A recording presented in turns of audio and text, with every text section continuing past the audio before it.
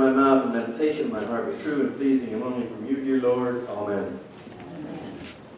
So if somebody came up to you and said, what is that book you're holding in your hand? What would you tell them? Would you use the VBS song? It's B-I-B-L-E. Oh, that's the book for me. So, it's B-I-B-L-E. I couldn't remember that one, right? Or you might use the acronym. So it's an acronym that's been around for a long time. It is Bible, Basic Instructions Before Leaving Earth. B-I-B-L-E, right? Yes. You could say like, well, is that all this is? Certainly, it's the book for me. And I hope it's a book for you. And certainly, it has ways for us to live our lives, right? But it's not fully just an instruction book. What is it? History, right? Is it a science book? Not really, right? History. History. Of who? Israelites and their relationship to God, right? The Israelites and their relationship to God. This is not one book, it's a collection of many books. All of these written down by faithful men and women who were all saints. No. That's the beauty of this Bible. It's full of sinners. People like you and me. Sometimes good, sometimes bad. Line between good and bad goes between all of us, right? There's not one person that is so entirely bad that he can't do some good. And there is somebody that isn't so entirely good they can't do some bad. Because we're faced with temptation every day. We're faced with temptation not to be the image of Christ, right? And so we see these people struggling. And yet God doesn't give up on them. Even Cain murdered his brother. God said, I'm going to put a mark on you. You're going to be cast out, but I'm putting a mark on you. No one's going to harm you. Redemption, right? Judgment, redemption. All of these people in their relationship to God and how God is faithful, even though they're not. We have Joseph's brothers, right? 12 tribes of Israel. Jealous. None of you are ever jealous of your brother or your sister, are you? Mine aren't. They're jealous of me. David, King David, sitting on the throne, an adulterer, right? Good and evil run down between each and every one of us. This could be a story of how we're perplexed by it. That it chases us every day. But that's not the full story. Is this Bible about Jesus? Some of it? Scholars would say all of it. If you start reading Jesus into the Psalms, start reading, they say, if you want to know the mind of Christ, read the Old Testament. You want to know what Christ was thinking? Read the Old Testament. And so this is kind of a Bible about Jesus. So that person says, okay, it's a Bible about Jesus. Who is Jesus? How would you answer that question? Who is Jesus? None of you know? Son of God. Well, how do you know? The Bible tells us. This was written by men. How can that be true? Right? I'm just giving you the normal questions you will get. Right? C.S. Lewis would say that Jesus was one of three things: a lunatic, a liar, or the Son of God. He left us no middle ground. To think about that, right? Like, oh, he might be the Son of God. What is he, a prophet, a good teacher? No, Jesus didn't leave any room. I'm the Messiah. I'm the Son of God. He's either a madman or he is who he says he is. He is who he says he is. There's one theme that runs throughout this Bible from Genesis to Revelation. Deliverance. Redemption. That God is pursuing us. Giving us freedom from slavery. Deliverance from what? Freedom from slavery, Paul would say, of sin and death. All through the Bible, you will see this theme repeated over and over again until we come to completion in deliverance. I didn't spit on you, right? I saw it come out. If you want to remember your baptism, come up front.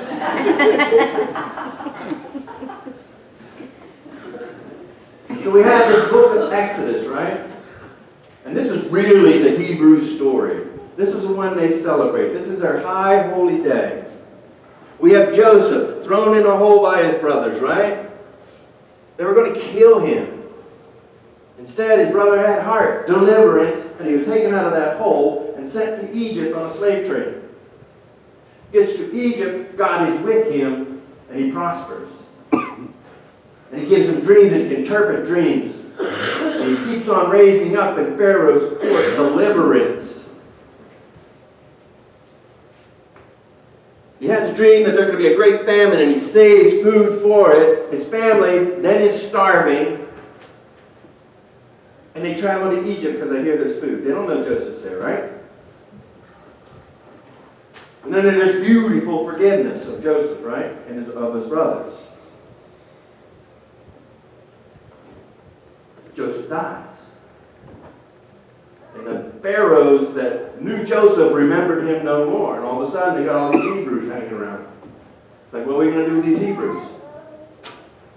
Let's enslave them. Let's have them build our buildings. And so the Hebrew people became slaves. And when they became slaves, they cried out to the Lord for many, many years. We're your chosen people. Why are we suffering? You ever said that? We're your chosen people. We've been crying to you. Why are you hiding from us? Are you deaf? We can say that sometimes for ourselves, right? When we're in misery. When we want deliverance. We want redemption. We say, God, where are you? You've got to be honest about it.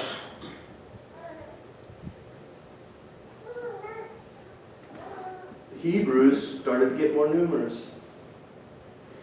And the Egyptians got nervous. They're like, you know what?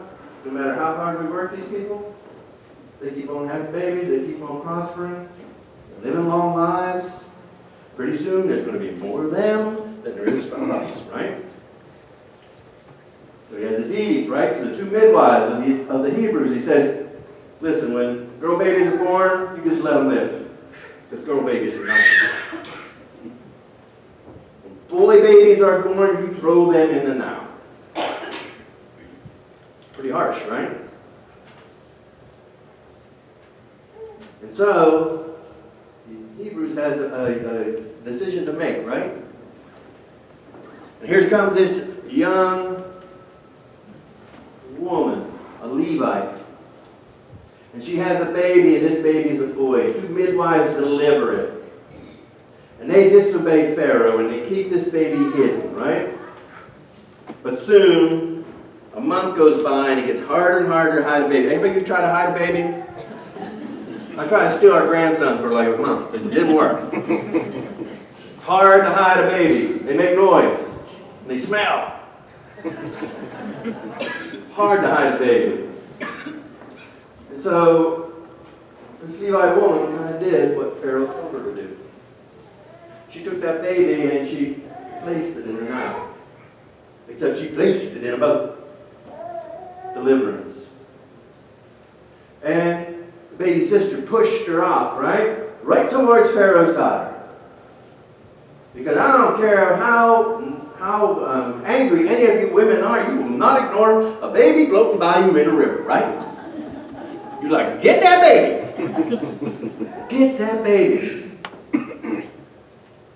So out of their little acts of faithfulness, of the mother, of the midwives, of the sister, out of Pharaoh's daughter, the deliverer survived. In a boat.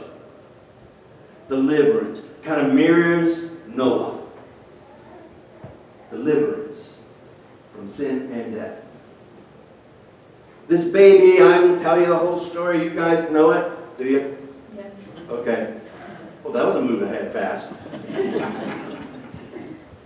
This baby grows up, and one day he's standing in front of a burning bush. He's Moses. Moses. He knows my name. Moses. He knows your name. And he said, I am the God of Abraham, Isaac, and Jacob, and I'm your God. I have heard my people crying. I have seen their suffering. God hears you. God sees you. I am concerned. Right? I am concerned about for their suffering. And I will come down and rescue them. Gospel story. Gospel story. Now he tells this to Moses. And Moses says, hallelujah, you chose me to be the Redeemer. I'm going to go and free these people. Is that what Moses said? No. Very seldom when you're called, you want to say, oh, you got the wrong person. That's what you want to say, right? But was Moses the deliverer of the Israelite people? Was he the deliverer? He was just an instrument. God was the deliverer. God delivers. Right? So here's this interesting thing. Exodus 13, verse 17. God says,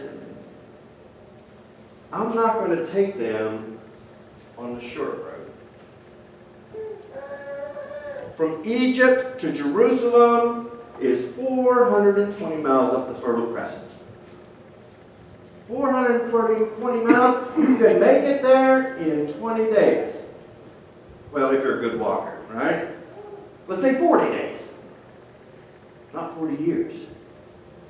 God says, I'm not taking the short way because they don't know me yet. They don't know me. They don't know my power.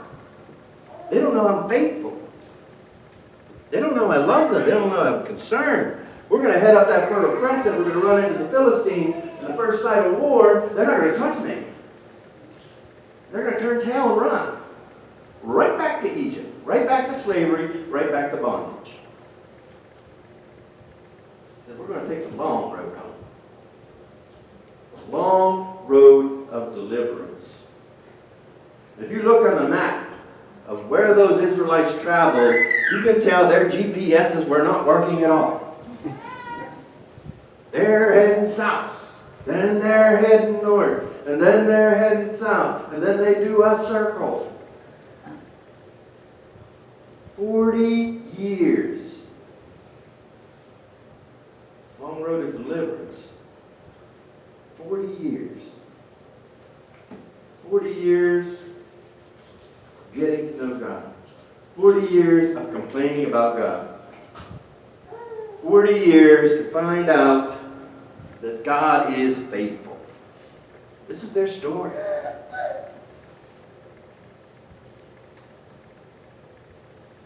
God was leading them, teaching them, even through their suffering. Cloud by day, right? Guiding them where to go. Pillar at night, guiding them where to go. And all of a sudden, there's trouble coming. over your shoulder. You ever look back and think that mentally? It's like, oh, there's trouble coming. Or sometimes you can just find yourself in trouble. You're not looking for it, but it comes and finds you, and sometimes you're looking for it. But here's the interesting thing I want you to take home. God changes his place for the Israelites when there's trouble coming. Where does he go? Does he hide? Disappear? No. He changes position. From leading to protecting the rear guard. For protecting you. These Israelites look at this river and they think they're trapped. They think there's no way out. You ever been there thinking there's no way out? Well, let me tell you, God can provide a way out of no way. What looked like a dead end is actually a gateway to a better life. Did they get there right away? No. It took a long time for deliverance to happen. Another baby was born.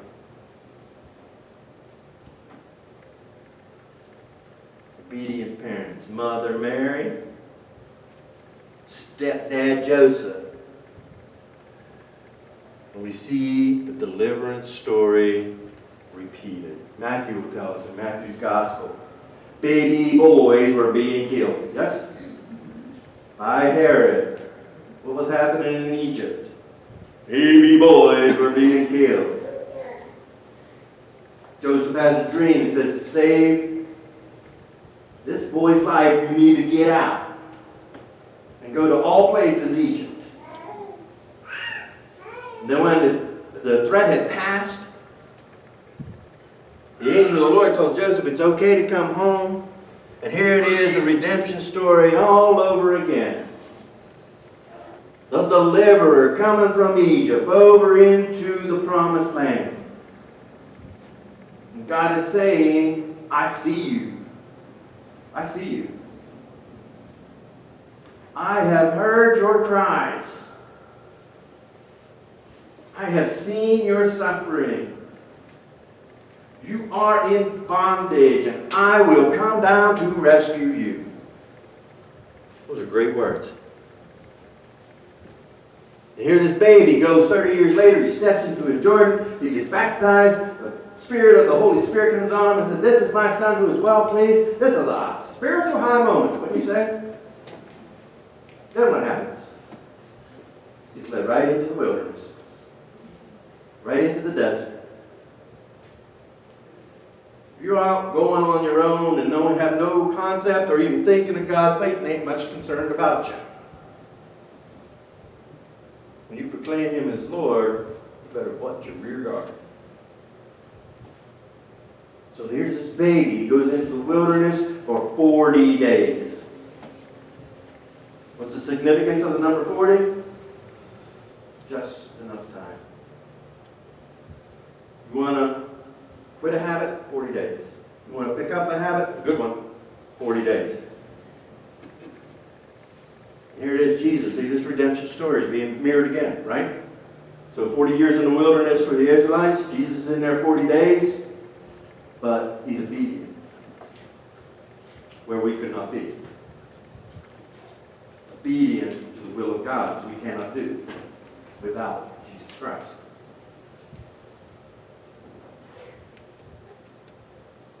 Redemption story, right? And Jesus comes right out of that wilderness and He goes to His hometown of Nazareth and He preaches in the synagogue on the Sabbath. And He says this. Stands up, talks from the book of Isaiah and says, the Spirit of the Lord is on me because He has anointed me to proclaim good news to the poor. He has sent me to proclaim freedom for the prisoners and recovery of sight to the blind, to set the oppressed free, to proclaim the year of the Lord's favor. And He rolled up the scroll, sat down and said, these words have been filled in your hearing. He's either a madman or the Son of God. The Son of God, as was his custom, preached in synagogues. And one day there was a woman bent over. This woman had something different than what you see in all the gospel stories about healing. She wasn't blind, she wasn't lame, she didn't have leprosy. She had a spiritual infirmity. Sickness of the soul. What that was, we don't know. But we've been there. Sickness of the soul that can start to stoop us over. Shame. Regret.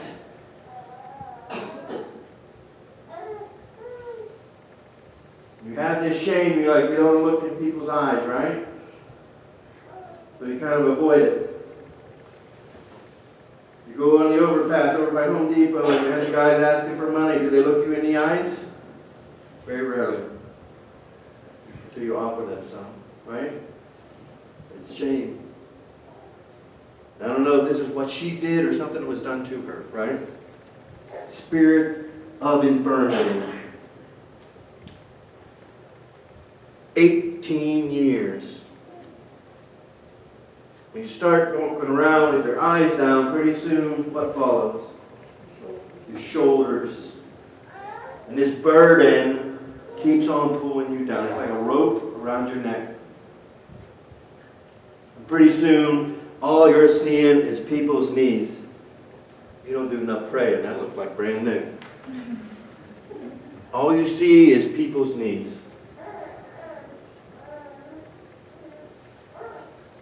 There's a medical diagnosis for it. Conversion reaction. It's someone's dying of a broken heart. There's really no physical thing wrong, right? When somebody is worrying themselves to death, it's not a physical ailment. I saw this in my own brother. My brother felt, acted, and thought like an 89-year-old man. My father, he was taken care of. Conversion reaction. He walked, he felt, 89 years old. And he lost a leg. And sometimes you have to lose a leg, lose something to gain something, right? And his mind changed. And hope set in. And now he won't go down to the cafeteria because it's full of old people. He says, I'm a youngster in this place. But there was a freedom that was given him by love and care and hope. And by Jesus Christ, I believe. And so here's this woman dragged down by her burdens. You ever been dragged down by your burdens? Are you dragged down by burdens today? Here it is, Jesus says, Scripture says, I saw you. Jesus says, I see you. Now, this woman probably felt like she was invisible. We don't like to look at pain and suffering very long, do we? We don't want to stop by and say, oh, lady, how you doing? No, we kind of walk on by. It's a humanness in us. And Jesus says, you think you're invisible, you're not, I see you. So whatever you're dealing with today, know that God sees you. Whatever you're crying out, know that God hears you.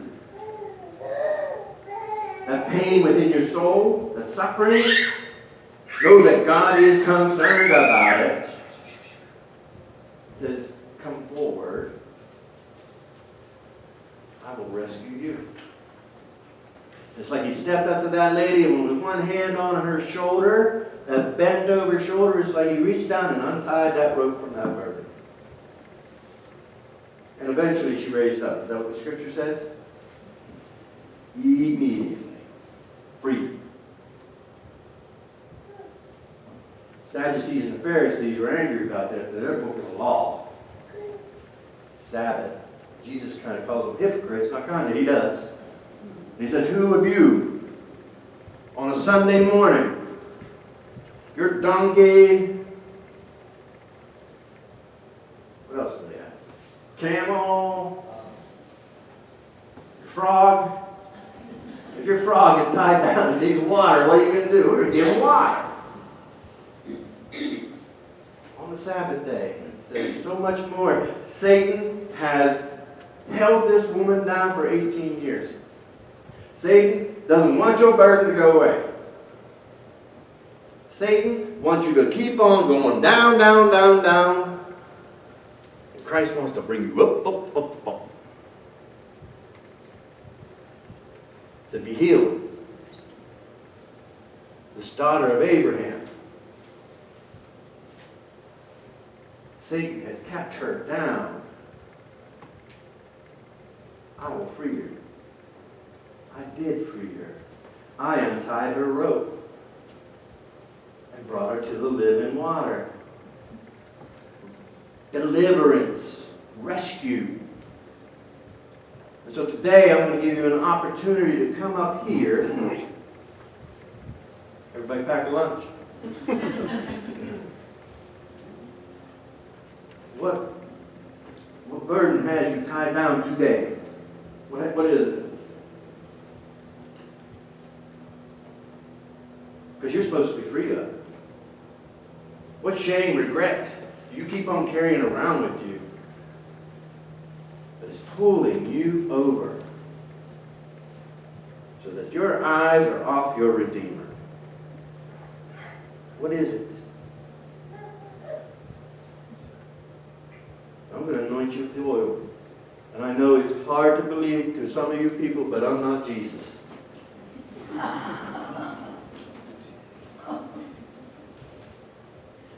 I'm just a vessel. I'm just an instrument. I'm not even Moses. I might be one of the midwives. Birth a new freedom.